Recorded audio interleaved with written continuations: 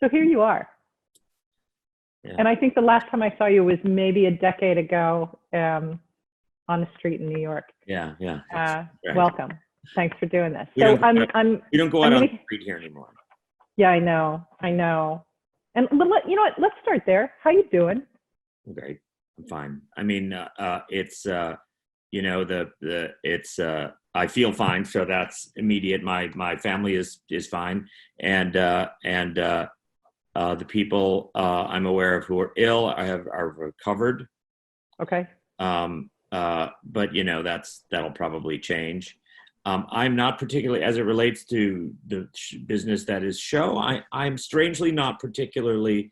I think I'm understanding that patience is going to be the order of the day, and I don't know whether that's laziness on my part, but people are very anxious. Is it going to start next month? Is it going to start next week? And I don't think it is, and I don't think it's going to happen for quite a while. But I have no doubt that it's going to happen in one form or another, and probably younger people are going to, another generation need to evolve the format, but I think it will adjust. Yeah. So I feel like if we can accept the fact that it might be a little longer to be on the safe side, which is nice, and just sort of breathe into it, there's a thing that Avon Barksdale says in The Wire, which is if you get your head right, you only serve 2 days, the day you go in and the day you come out.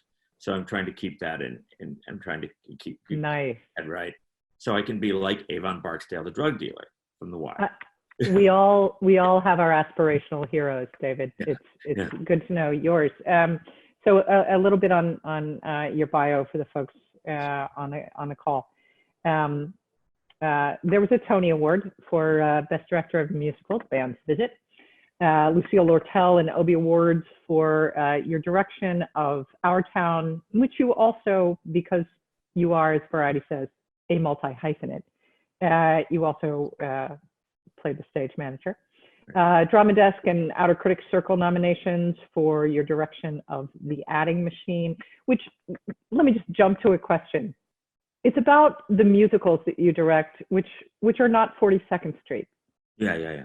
When one goes from, I'm going to get back to some other credits, but so when one looks at your musicals, one finds source material that wouldn't on the face of it say, I'm a musical. Right. What makes you look at a piece of source material and say, that would be a fascinating musical? Well, they were two. I don't direct that many musicals. I've only, in 90 plays or something, I've directed 4 or 5. So it's not a common occurrence. People don't come to me a lot. Those were 2 instances. I guess I don't. 42nd Street's an example of something I don't particularly am not that crazy about, but I'm not crazy about it because it's singing and dancing and it's fun. I'm not crazy about it because I think the songs are repetitious. There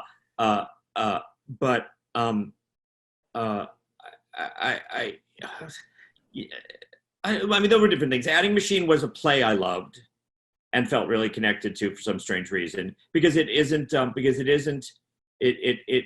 loves horrible people, you know what I mean, and not doesn't forgive them, but it's about kind of like that everyone's sort of miserable and horrible and petty and childish, and it's still acknowledged that those people are humans, And then I just went to a workshop of it. I went to a workshop at the Next and fell in love with it and just wanted to direct it. So I was not like, I did not go to it saying I love this material and I want to direct it. I went to it, heard it, and said like, okay, I get it. I'm the one who should do this. And then the Band's Visit was just offered to me. I guess I like things that are odder. I'm having a conversation later about sort of Sondheim and stuff like that. Both of them are bad ideas, but everything's a bad idea. Or there are no good or bad ideas, there's only execution. So I think I saw that how they could be executed.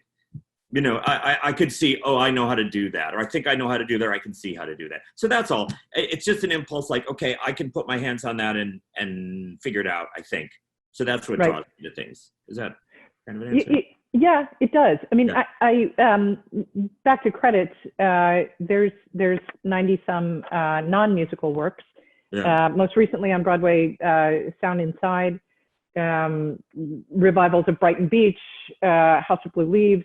But there's a line that I'm interested in hearing you talk about, and it could be arbitrary, but I think the first thing of yours that I saw in New York was your production of Tribes at Barrow Street, and then recently saw Sound Inside, and I was fascinated by what felt like a connective line between those two stories in terms of people willing themselves to have better intentions than they truly had. I mean, both pieces felt on some level like they were trafficking in the muck of our intentions and people wrestling with wanting to be better. Do you find that there are particular stories, particular characters that you gravitate towards? Well, yes, I would say that's true. I liked, and maybe this connects to Adding Machine as well, I liked about both of those plays, although I never saw that connection, that's interesting, that they were, if there's connective tissue, I think it's either some combination of whatever sort of preoccupations I might have that I might end up talking about a lot in rehearsal that might make it into a play, and obviously the writer's intentions, and then it's just a matter of whether I was lucky enough for the material to come my way. Yes, I like ones that aren't, I don't think the people who think they're wonderful people are necessarily as wonderful as they think they are. And I get very anxious about people's morality, sort of like righteous morality. I think that I make a lot of terrible mistakes, and I do a lot of stupid things, and I do a lot of vicious, cruel things, intentionally, unintentionally. I still think I'm a good person, but I also don't think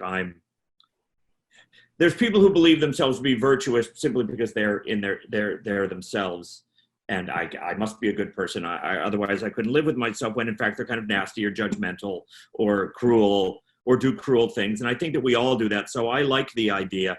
I mean, the line between intention, the connection between their better intentions and what they truly do, which is all of those people think they're doing something for the best. I also think our current morality is understandably very, very binary. And I think that everything's gray area mostly, unfortunately. And I think that's theater's job, not to do what television does, which is that nice people are nice and bad people are bad and have fewer scenes. So do you think we go to the binary because now, the entire world is at our fingertips all the time? Yeah. So we're trying to glom onto fixed ideas, and binaries are fixed ideas? Well, I recognize the binary, and I recognize the impulse towards binary, which I have like anyone else, because your first impulse is anytime I do something bad, I'm like, I'm not a bad person, though. You know what I mean? So like if you start to surround yourselves with good things, or if you say, I like this character because they seem nice, or I like Monica's not a villain, then in sort of simpler, more binary entertainments, then you're aligning yourself with good people, and no one around you is going to catch you and say you secretly think mean things or vicious things, or you're secretly selfish, or you're not, all the things we think. I'm not mourning my dead and hard enough, or whatever, Right. The things where we catch ourselves feeling bad, the things we talk to our therapist about if we're lucky or unlucky enough to have someone. Yeah, depending on the day. It's the idea. I mean, I recognize it. I recognize it in myself as much as I recognize it in other people. And so I guess I would be happier with a conversation where we are allowed to have our crimes, as long as we didn't really do terrible damage, simply because everyone has them. Well, I think about there's a fake version of things where some people are good and some people are bad, only good and only bad, and I just think that that's crazy. Well, I noticed the fact that you've worked a time or two with Tracy Letts, who I think of as somebody who traffics in gray zone morality as a base vocabulary. Yeah, I just did Bug. I mean, I've only done 2 of Tracy's plays. It's interesting, but he's acted in some plays with me. And of course, from the Chicago days, we all just have known each other since Hector was a pup, and so So we just so yeah, it's around. But the thing that was challenging and interesting and that I really liked about Bug is a love story, you know, and while terrible things happen to those people, and they actually do, mostly him to her, terrible things get happen to her because of him. He also isn't doing it on purpose. He's mentally ill. You know what I mean? There's all these reasons for he's like deeply, deeply, deeply, deeply broken and ill. Not that that's okay, but that I liked. The only way that you can leave that play with any kind of without any kind of horror, without an utter sense of horror, is if you understand that ultimately those two people kind of worked together and didn't work with anybody else, you know? Yeah. So Yeah. I liked the fact that in a weird, as horrible as the circumstances of Bug can be, my job is not to say more explicitly, do you not see how horrible this is? You know? But I do. So back to a little bit of bio. You've got a pretty audacious bio as an actor as well as a director, and I think of some of the roles that I've seen you in, and they tend to be pretty conflicted humans, Mm-hmm. right? Right. And so I wonder if when you, because you're an actor who directs actors, I wonder how you encourage actors to lean into the incongruities, the conflict, this is not a neat straight line of their characters. That's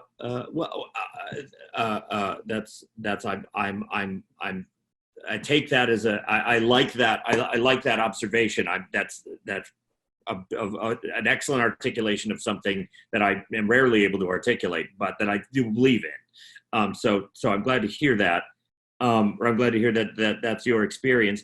I think that the best way to get an actor to do something is to ask them, you know. And I don't mean to be, you know, I'm not trying to be a wise ass about it, but like, in the conversation, you allow for the idea that this is okay.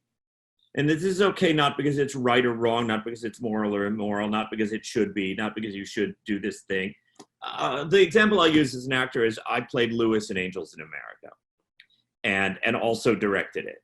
And what I liked about that is he does terrible things and audiences hate that. He leaves this character that we love, right, when he is ill at the very beginning of the play, and then he whines about it, and he has this huge blowout scene with another character we adore because he believes, who like tears him apart, and that's kind of binary, and he ends up in a relationship with the other character that infuriates people, Joe, you know what I mean? And then there's the issue at the end whether Lewis should come back. But what I think about that play and know about that play is that I get why he does those things. I don't think any of those things are right, but I get why he does that, and I get why he's you know, he's terrified. And if anyone in this group is going to say, do you go running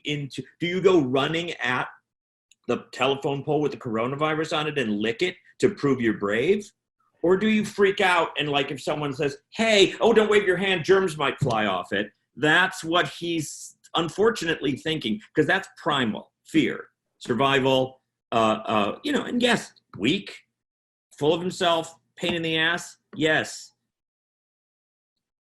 But, you know, so I like, what am I trying to say? I think that why something is infinitely more interesting for people to experience than whether it should or should not be. Yeah. So you mentioned fear. Yeah. And yeah, well, he runs and he cries. So that seems like these are the two things. That usually those two things often add up to something in the suburbs of fear. Yeah. I want to know what role fear plays in your directing process. Oh. And you can leave your copay with me when we're done. Oh, well, I don't like the experience of rehearsing it to be frightening at all. I prefer that people feel safe, and that I feel safe. So I don't think an atmosphere of danger is good. And it's not why you're asking this. But I don't know. You mean you were implying that, but that's just the connection I made. Yeah. I,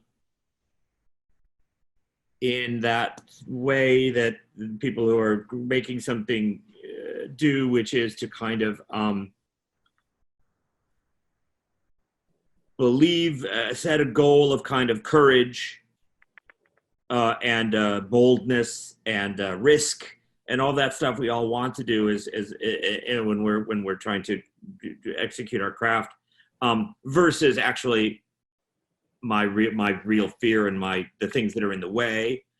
Those are in a constant battle. I would like to be. When I was very young, I thought what I was eventually going to become, as I grew as an artist and as an artist, and became older but that I was eventually going to become someone who became very bold and sort of hedonistic in his choices. Like I could be fearless as a performer and fearless as a director and fearless as and throw myself into the abyss and drink deep and all that shit. And I eventually realized, as it never happened, I became aware of the fact that I think that I'm afraid and nervous and anxious and terrified and embarrassed about everything. And I do plays about people who are all those things. So that's my job to represent that. So I never became that other thing. But we're always dealing with the idea that then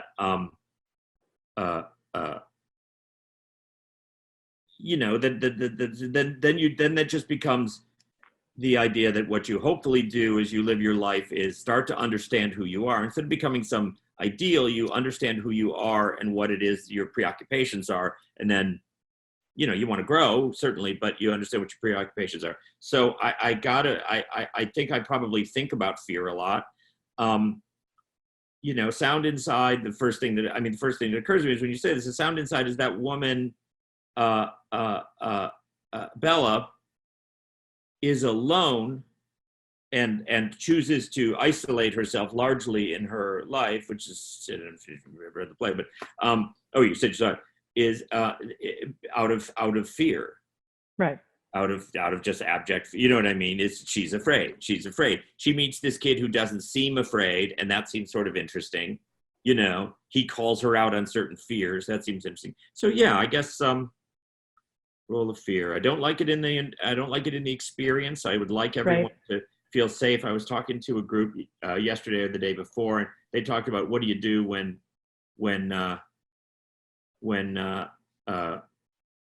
press is coming or something. And I said, with that fear, and I said, well, I try to get everybody to understand this is the play we agreed to do. This is the way we agreed to do it in advance, so that this is what we're doing. So if we believe in this, they can do whatever the hell they want.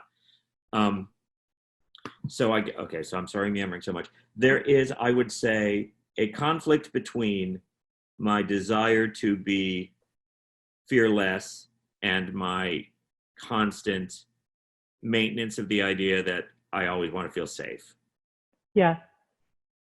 Which without in any way casting emotional aspersion on CPAs. On what? On CPAs, auditors. Yeah. It seems to me that the practice of directing often entails the director bringing his or her demon's complicated psyche wholly to the fore. Right. Yeah. And that those who keep it in abeyance, personal opinion, I flat out don't trust, right? Because I don't know how you muck around with human psyche without bringing your own to the table. Right. But I'm curious, in your own experience, do you do you feel like each time you're starting the cycle again, each time you've learned a little since the last time in terms of your own personal presence? Maybe not each time, but I mean, I've been seriously, maybe not each time, but maybe every 5 or 10. You know what I mean? Like, because Yeah. but yeah, absolutely, absolutely. And what you're just saying what you were just saying makes me think too. I mean, it's just made a million associations in my head. One of them was that's also a helpful way to, if you jump in the water first. You know, I say to casts, I'm probably going to talk about my divorce or my brother dying, or, you know what I mean? Like without making it a full therapy session for myself, I'm probably going to talk about this or that, or what I'm afraid of, or what I think. I don't ask anyone else to share I will bother you with personal stories. I'm fine with them. Excuse me if I'm embarrassing you. I don't expect anyone I don't demand that anyone else share personal stories, but I do expect that you take all of this personally. You know, you take the play personally.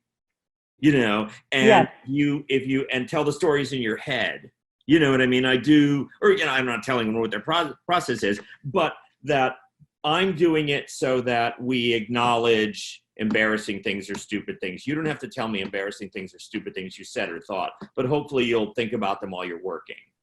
You'll think about yours, you know?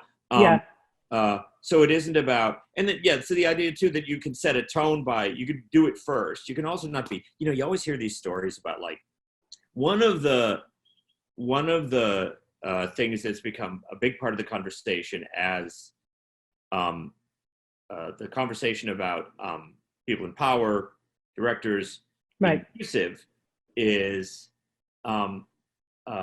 you know, all those really, the really obvious ones, like getting actors to reveal either physically or emotionally things in some demanding fashion, in some you know, absolutely demanding way, like, which in its way it's some weird abuse of power. You know what I mean? yeah. So, like, I do want people to. You want to create an environment in which people can do this kind of personal breaking down stuff that only shows up in the work, you know, that where their work is private. They're encouraged to do it, but it's private, and we only need to see the outcome of it. We see the manifestation of that work. Not that you don't have to watch someone talk so about. How do you figure out? I mean, I'm gonna suppose that part of the reason that you bounce back to Chicago as frequently as you do, which I'd love, is there's familiarity, not just in surroundings, but you get to work with people that you have long histories with. Yeah. Right? Yeah. So assuming that that's something that you place great value on, I want to know, when you're in an audition situation, when you're auditioning actors for a project, there's craft that you can witness and test, right? Mm-hmm. How do you find out whether they're likely to be a good fellow traveler? Or do you only find that out once you're in the hall? I think you only find out when you're in the hall. I almost never do. I tend to spend some time either in the initial audition or in the callback kind of fussing with a scene with someone, you know what I mean? Like giving a note and talking. And it isn't always something as simple as, do it again, but faster. Sometimes it's, okay, here's what I'm thinking about this scene, or like, here's what you brought. Here's what I got from what you did. Here's what I was thinking. Can we combine those and make a third thing, you know?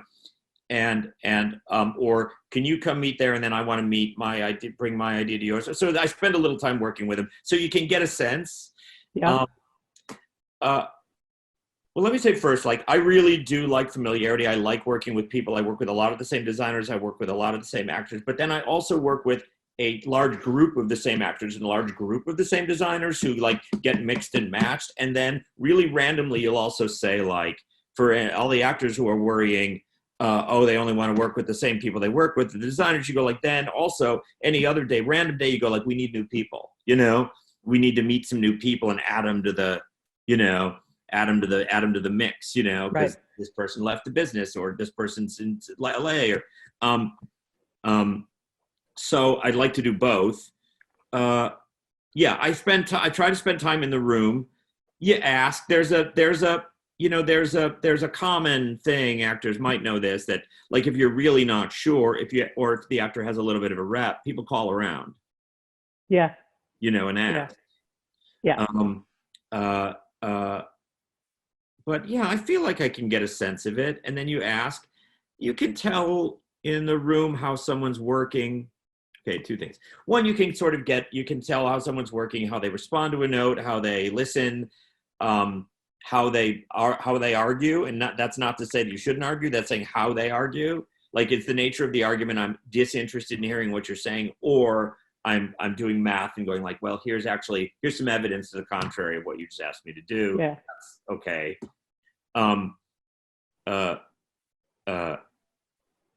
So I think you can get a sense of that. Then there'll be like a couple of callbacks. Then you ask around. Then you roll the dice. Right. Then you roll the dice. So you bounce back into acting frequently and recently in non-theater settings, right? Oh yeah, that was just a lovely. Yeah, I did a little bit. I had about a year and a half where I did a little bit of television and film. People thought that was a funny idea. Uh-huh. How do you have interest in directing in those mediums? I do and I don't. I do and I don't. I think I fear the unfamiliar. When I was on the television show. How human of you, David. Yeah.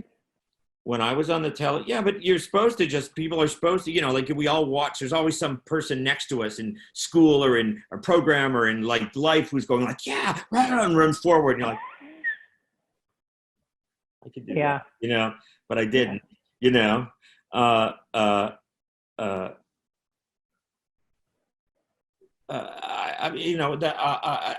I did a couple of things. I think that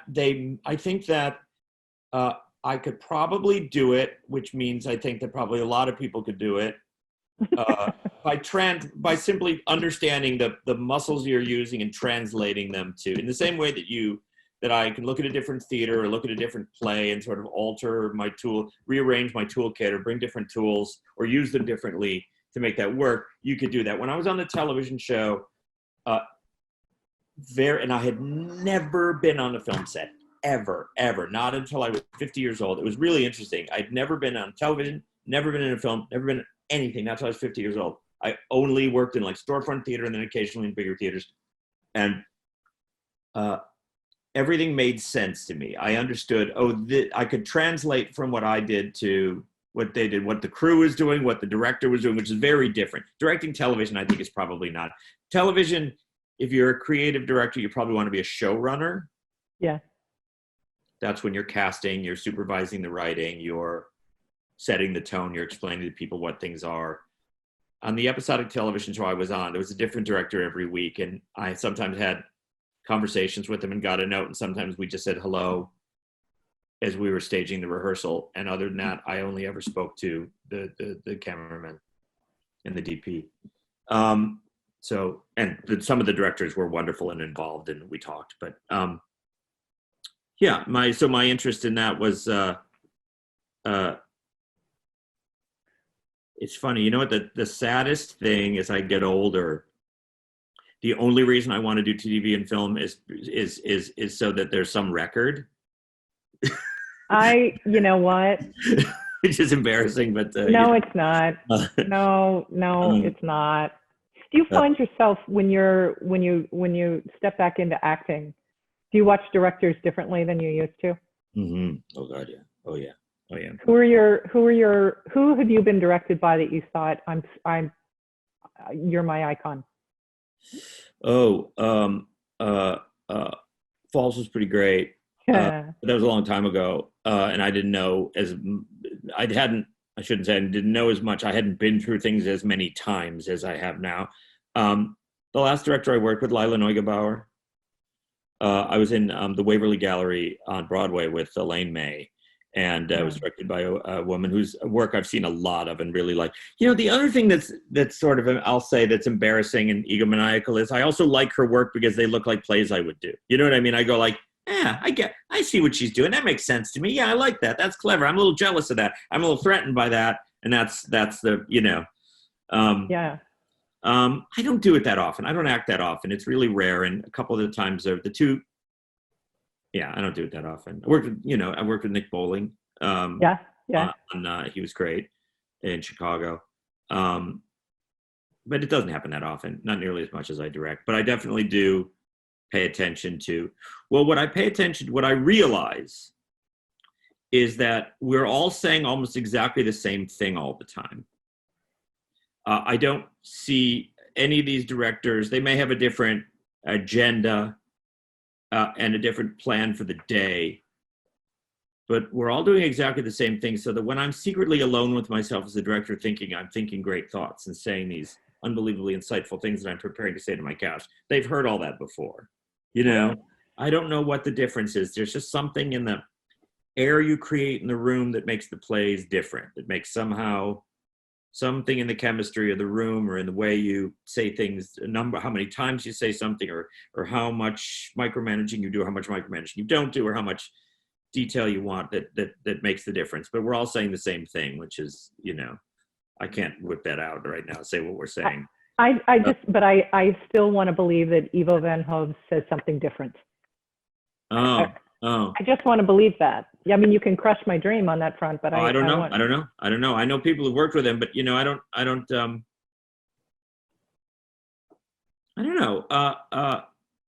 I'll ask the actors here. Do you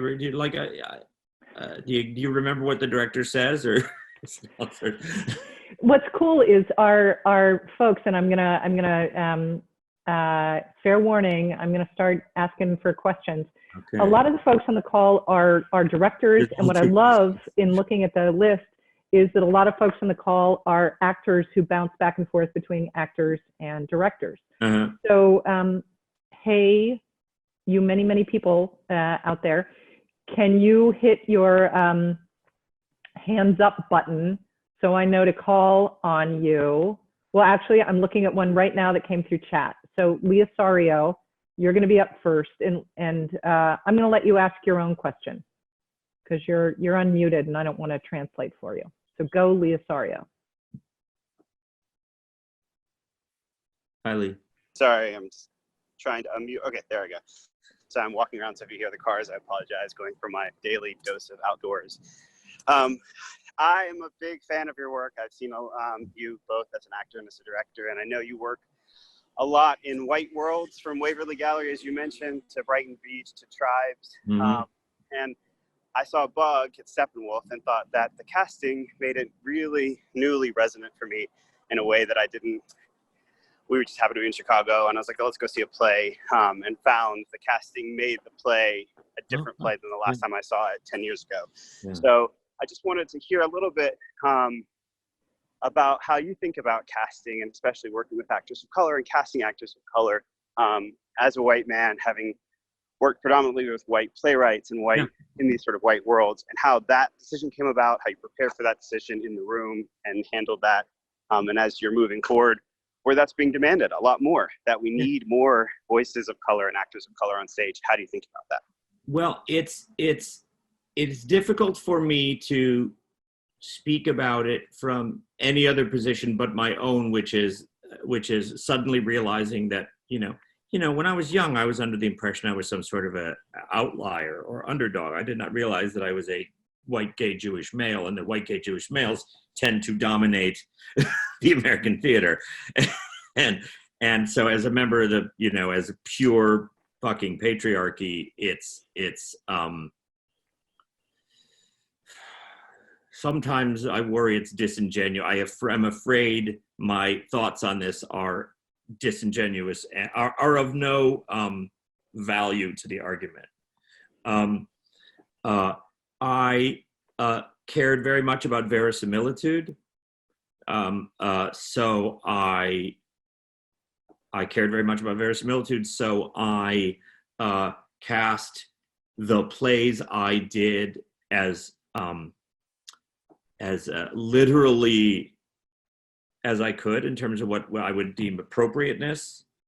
And by appropriateness, I mean sort of, like if it's like he's a white Polish guy from, who was in the army and married, this Southern woman, this woman from Mississippi and moved into an apartment in New Orleans.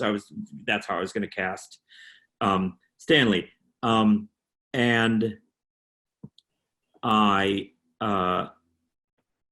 this is such a gigantically hairy and fraught.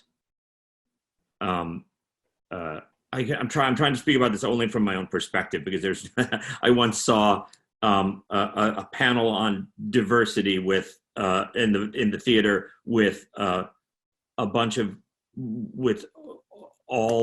four white male theater producers who are all millionaires. So you're like, oh, interesting. Tell us more. And so artistically, I just cared about verisimilitude. My play selection was narrow. The gatekeepers in all organizations I worked in were white. I'm of a generation that generally believes playwrights are white males. So that's what I was exposed to, and it's what I looked at. And I had other agendas other than expanding that. And so that's how I did. Now, I don't feel good about that, and I don't defend that. I merely say, as we were talking earlier about ambiguity of right and wrong, that is merely the circumstances. That's how I chose to ignore that issue. And like any kind of entrenched people, you really have to rattle somebody's cage. You have to bang on somebody's cage really, really fucking hard to get them to even start considering it. Because the first thing people do is get defensive. I've tried not to be defensive when I was criticized. Although it's hard not to, once someone is criticized, it's, and wanted to utilize my sort of inherent guilt to go, okay, right. And sort of listen, I don't know. So I'm just here's what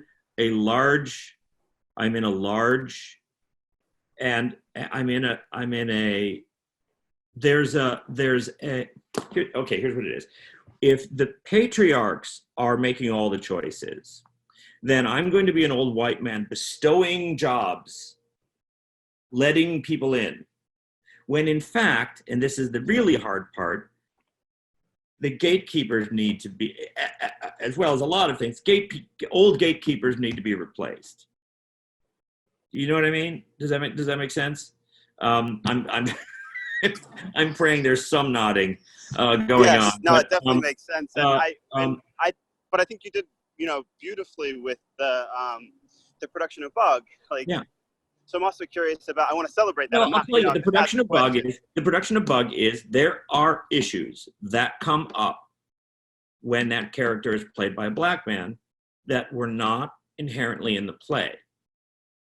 And a question is, are you illuminating the play? Are you illuminating the actor? Are you illuminating the experience? Or are you merely just finding complications, there's a, and then you sort of start to say, like, with the first time those two characters make love, he says, I haven't been to, they have this beautiful moment. He says, I haven't been to bed with a woman in a long time. And he chokes on the next 5 minutes. Namir did this gorgeous, gorgeous work. And then he said, but I think I could go to bed with you. And the audience would sort of titter at that. And then they would get very, as he just was this revealed, was this raw nerve, and then she starts to cry because someone said something sort of tender to her, but also wants sex from her again or something like that. And she climbs into the bed, she holds out her hand, and her line is "Come here, boy," which, when it was Michael Shannon, is just something they say in Oklahoma, and it's utterly different, And I mean, that's just, I don't have a point about that. We had to sort of go, like, what do we do with that? Like, do you want your audience to suddenly go there when this moment's about something else? Now, luckily, we had the playwright there who says, well, I want to keep the work that's going on here, so just cut the word boy. I also think it isn't, it's more a matter of the playwrights have to be, you know what I mean? The plays have to be, I don't know. There are some, what am I trying to say? I thought it worked very well because Namir's a genius and she is a genius, and they were glorious together, in this love story of these broken people. And I'll just say, for me, what the story that was illuminated, beyond the great acting and the great choices that they made was this, how fucked up these two segments of our population have become and been fucked over.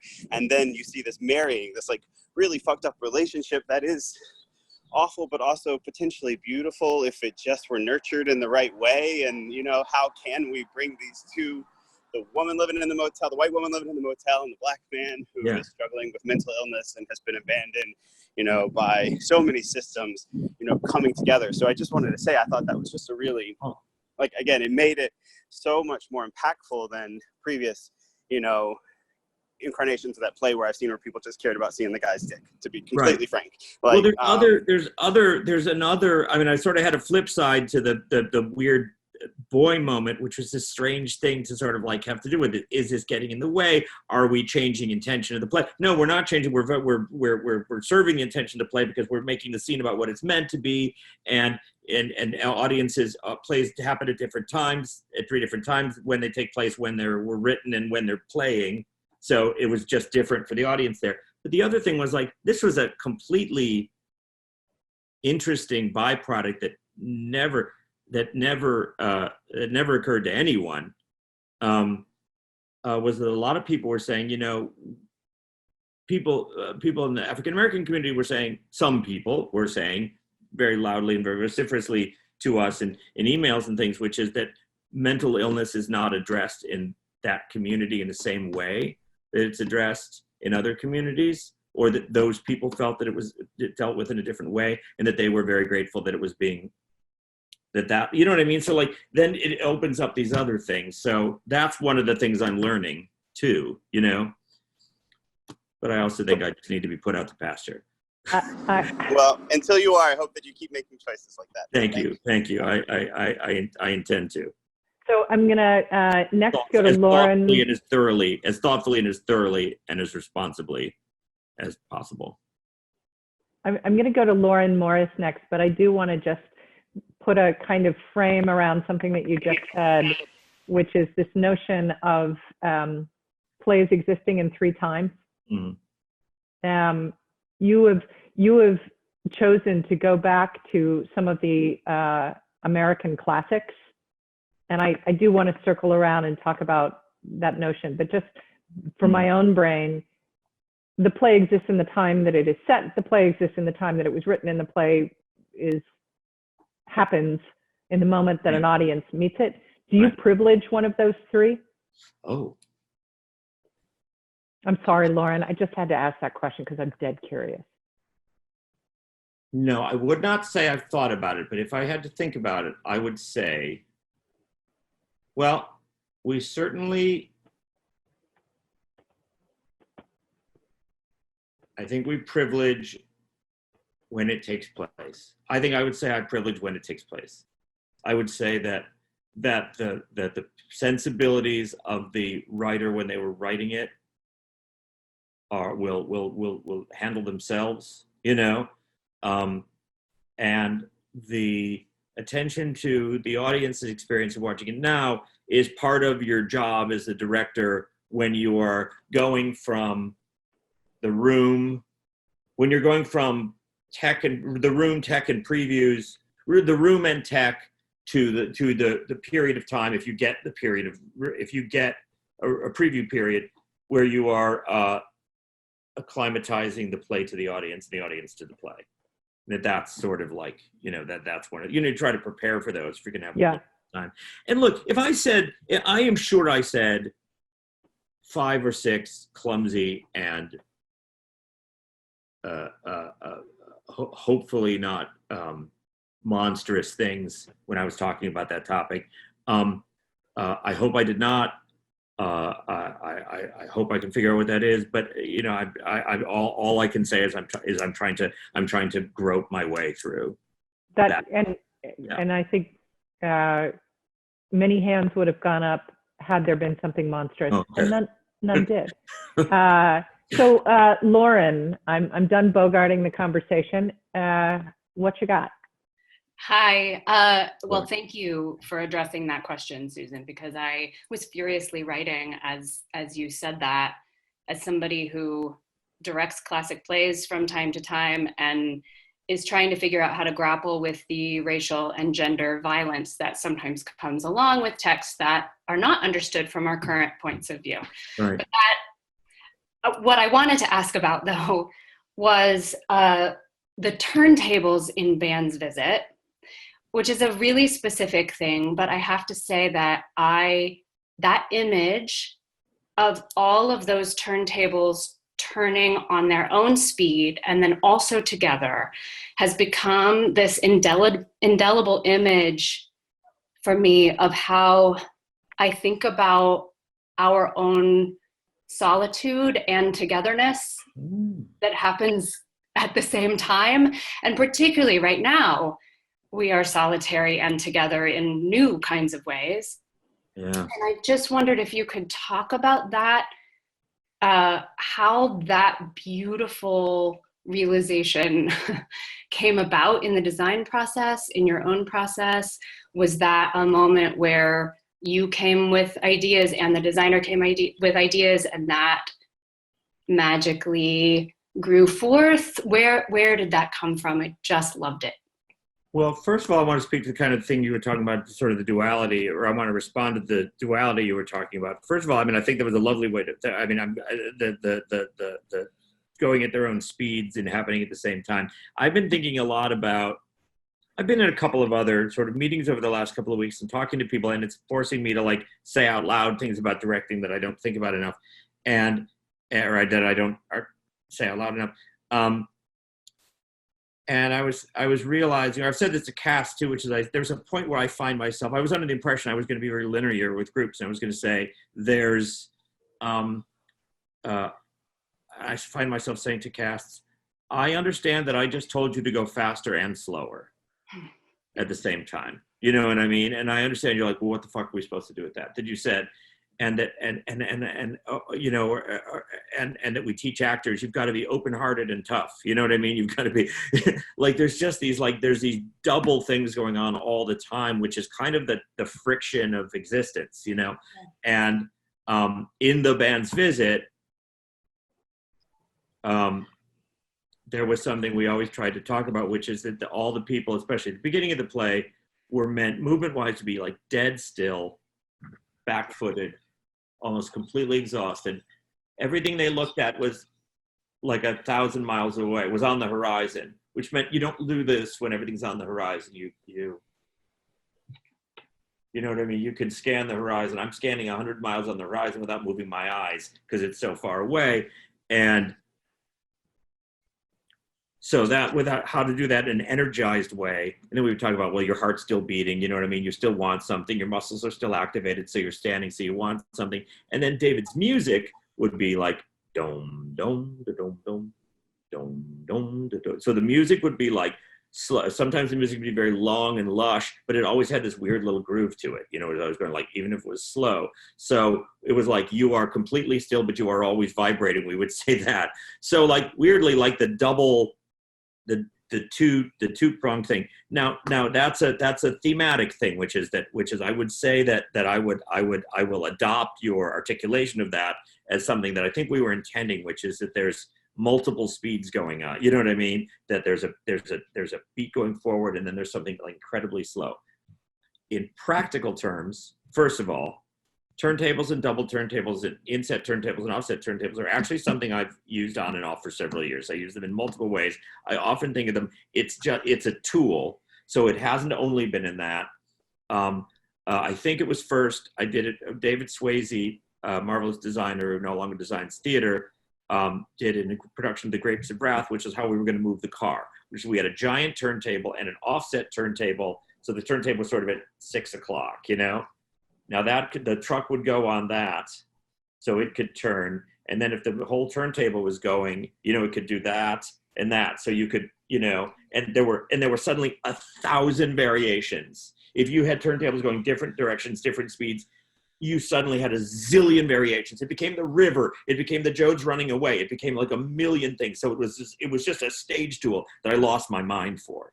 You know, that someone could stand perfectly still, that you could bring someone to the audience. You know what I mean? That you could look at, that people didn't have to, actors did not have to constantly be flailing, because in real life, people don't really move around that much. Like if you think about it, like I'm sure all of you are sitting, we've all been sitting, you know, if this was a play, I'd be walking around. So I started with there. I used it at various times and other times, and I've always fantasized it. However, I think I didn't always use it well. I didn't think I always didn't mean it. I think it was a trick. But in this case, there's a lyric at the very beginning of early on in the show, which said, so there was that thematic thing I talked about, or that you saw, which is hopefully we used it in this way that made you feel that way. So that's, you know, art. That's something that's sort of magical. That's also comes from you. That's not necessarily from us. I'll take credit for it, but really that's from you. Then there was also a bunch of practical things, like literal practical theater bullshit things. One wasn't a bullshit thing, which is there's a lyric which says, sometimes it feels, or like the second lyric in the show is, sometimes it feels like we're moving in a circle around and around with the same scenery going by. So I thought, like, it would be funny, because that's a funny song. It's called Waiting. It would be funny if he realized he felt like he was drifting. So then I thought, like, well, simply if you had a turntable and the guy was standing there and he's like doing something stationary, like he's shopping, you know, he's like looking at a can of beans in the grocery store, and he just goes, are we moving? You know what I mean? That would just be a funny moment. And then of course you go, well, in order to have that funny moment, we needed to spend $100,000 on a turntable, you know? And if we're going to spend $100,000 on a turntable, let's use it. So then you just start thinking about it, you know? And it was just ways to get. Then the other one was, it was going to be a way to change from one scene to another without ever stopping the show, because we never wanted a blackout. Sure. So then it was so, I'm probably not answering this well. Your experience of it is more beautiful than my explanation of it, so I'm very grateful for that, but that's the nature of audiences. So it is always a combination. You know, the turntable was invented, I read it somewhere, maybe in a book about musical theater. It was invented in the States, I want to say. It was invented in the 19th century, and it was literally so you could change scenes behind the curtain. They were just a tool for an impractical, to solve they were a machine to solve a problem out of sight. And still are. What? And still serve that purpose. Still are. The trick was, and I think I stumbled on this and the first 2 times I used a turntable, is slow turntables are incredibly interesting. And incrementally slow turntables are even more interesting. So, you know, I thought it was nice because, like, it was both a practical concern and a feeling. Absolutely. Thank you so much. I appreciate it. That's okay. Yeah. So it stuck with me for a long time. Okay. Wow. I want to be mindful of time. And I'm doing one more shout out for hands up or chat. I am not, David, you have lots of listeners, and I think they're just soaking you up. So I'm gonna selfishly yet again ask my question. Okay. Sure. Forget about a designer who's long been in your orbit. If you were sitting down for the first time with a designer, and this is going to be a first collaboration, right? Where do you tend to start the conversation? Of course, I'll just talk too much about this in this answer. This is a question that I've long struggled with, and that is an ongoing. It's an ongoing challenge for a director. I know that when I was young, the hardest thing to learn was that other people had ideas and that I was not responsible for everything. And that my idea, which I held very, very dear, and I would find myself terrified that someone was going to challenge the idea. Like, I know what I want this to be. So I used to, I don't know, it used to be difficult to converse because you would go in and say, like, well, here's what I'm seeing, like, if there's a big turntable and then there's like a house and then,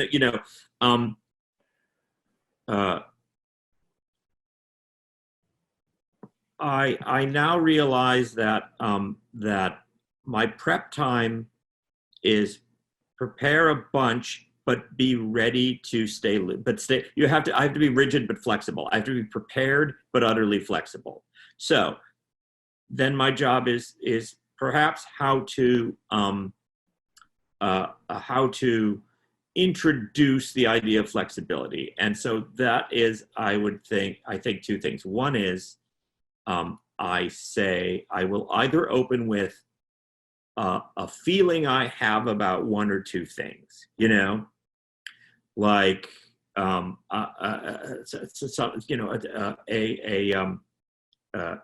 abstract sort of, or like something I really like about it, something I care about, or a theme I care about, in the show. This is about loneliness. I love how stuck they are. I love how, what I mean? I'm really into the idea. I love the idea that they stare, that the horizon's 1,000 miles away,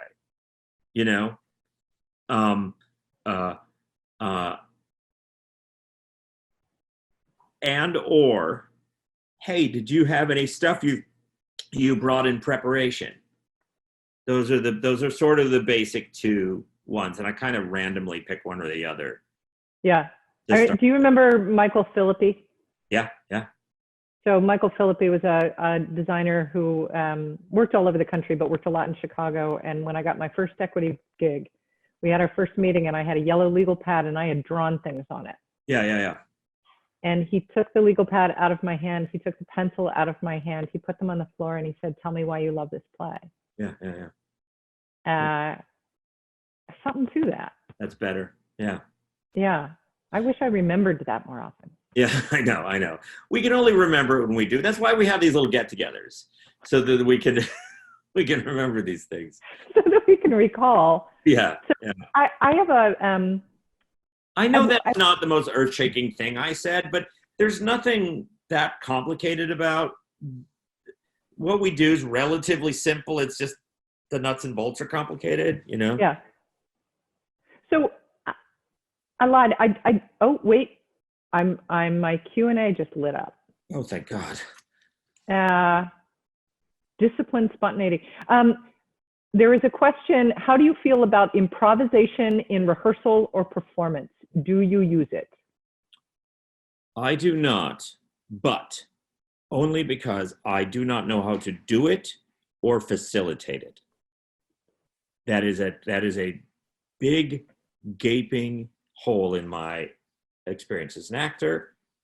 I was so terrified of improv that I was able to, in a long career in college, at a school that was designed by Second City people, that had some of the greatest improv teachers in the Midwest or in the country, that was run by a man who had been artistic director of Second City. I was able to never take an improv class. So I don't know anything about it. And I would be freaked out by it as an actor, and I am freaked out by it as a director. Now, what I would say is that I believe in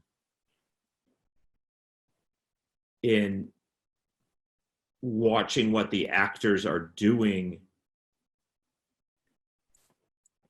while they're doing this, that it isn't loud. Now I'm going to tell you what to do, and then I'm going to tell you what to do next, then I'm going to tell you what to do next. I don't do that, and I don't believe that a scene should be played exactly the same way, but that's all I know about it. So I I will only, I have admiration for the people who know how to do that, how to create language with it, how to, yeah, no. Right. So a question that just I came learned in was, today, I need to get on the improv. get on the improv. There, I understand there's still some nice people at Second City who would be willing to teach you. Yes. A question just came through about preparation. And I'm going to assume that it's what is your preparation before you walk into a hall, before you start the active process? How do you prepare? Well, it's interesting. It's kind of, I will reference Michael Philippi. The first thing I mean, there's a couple of phases to the process and a couple of phases to prep. Generally now I'm going to get sent to play because for whatever reason, considering that I spent almost all my life doing old plays, I suddenly now only do new plays. Which it's nice to know that your career continues to evolve even if you don't try to. I get sent to play and there's something I respond to first. Either I hate this thing and I throw it across the room and then the conversation's over. What do I love? Whoa, I like this. And it's either a theme you like, a line you like, a character you like, a situation you like, or something that just feels like you want to get your hands on. Like even if you don't like it, you're like, I can see that. I can picture that. So I make a note of that. I sit with a script and a legal pad and at this spot on my counter and kind of go back and forth and jot things down. I might read it straight through first. And if I like it, I'm going to read it again and start making notes. And then you just start making, I need to come up with a better way to explain this list. There's people talk about 3 lists or all that stuff. I just write down everything that I notice. Everything that seems like a clunky line, everything that seems like a beautiful idea, everything that tells me a fact about the show. It takes place in 1893. They're on a whaling ship. You know what I mean? They're like, she used to be a nurse. Whatever the hell, the all of those things are from a John Guare play, and I didn't intend them to be. All 3 of those examples, and then you just make that list of everything and like, oh, this theme is important. That doesn't make sense to me. What does that word mean? All of that. And then you have a list and then you go back over the list and you start going through it. Now, then you have a clue as to what your next prep thing is when you're going to go work with your set designer, go meet with your set designer. So those initial things. Going into the hall, I have the design. I have there's a thing. I gotta look up this quote, damn it, because I keep misquoting it. Sondheim, in the first volume of finishing of his book about his lyrics, which is an excellent book, even if you don't care about Stephen Sondheim lyrics or musical theater, because he is a master craftsman, and him explaining his craft will help you understand your own craft because he explains his craft well. And he talks about a lyric needs to be specific and cohesive and tight and informative. It needs to be all the things it needs to be. It needs to be very solid as a rock, but it also needs room for other people to create within it. It needs to be solid enough to stand on its own and roomy enough to allow the other artists to create. Nice. So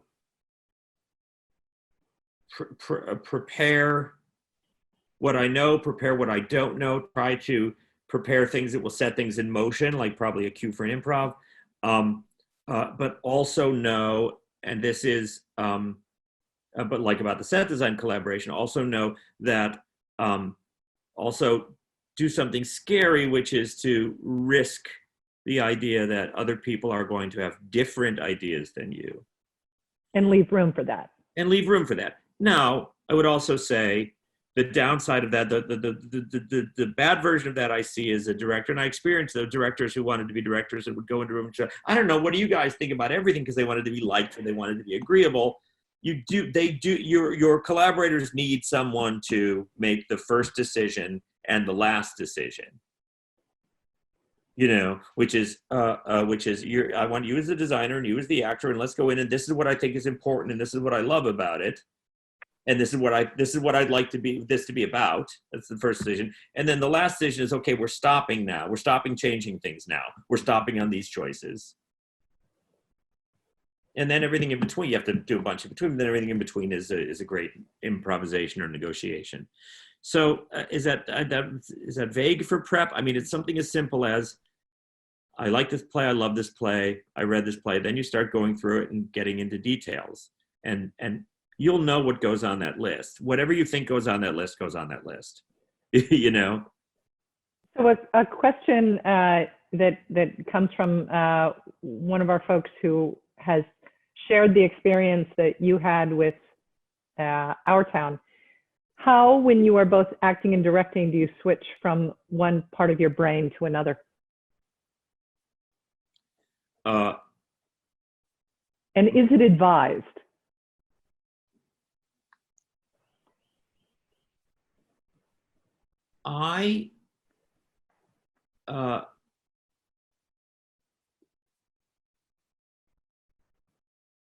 Our Town did not require me to switch because the role of the stage manager functions very like a director working on a play. You will say something to the group and say, now we're going to start the scene. And the scene goes for a little while. And then you say, I mean, one of the weird things, I might screw up the line and I should know it, but I'm sorry I don't. But one of the things that told me this was when I was looking at the play one time, the stage manager says, I'm just going to jump in here for a second. It's either I'm just going to jump in here for a second, or I'm just going to jump in here for a minute, or I'm just going to interrupt here for a minute. And I say, I'm just going to interrupt here for a minute. I'm just going to jump in here for a minute all the time. That's often how I stop a scene that's going. So if something's been going on for a long time, I go like, okay, I'm just going to jump in here. You explain a couple of things, clarify something, and then go, okay, go ahead. And they continue. And that's almost exactly the way I did. So the intention was, so I wasn't really, I wouldn't consider what I did acting. I would consider what I was doing was explaining things to the audience and occasionally, doing something with the actors. So, because the intention was supposed to be, I wasn't supposed to seem like an actor in the play. I was supposed to seem like who the audience in Chicago knew me to be, which is the guy who directed the play. The few people who came to it in Chicago, so that was different. Angels in America was, of course, much harder because you're in a 7-hour play playing scenes. I adjusted at that point by rehearsing for 4 months. I made major adjustments. There had to be a good reason for doing it. There's probably people who can do it. There had to be a good reason each time for doing it, and I had to compensate each time for doing it. It wouldn't just be something I would do to do in a 6-week rehearsal period where I was like in scenes with people. That I wouldn't do.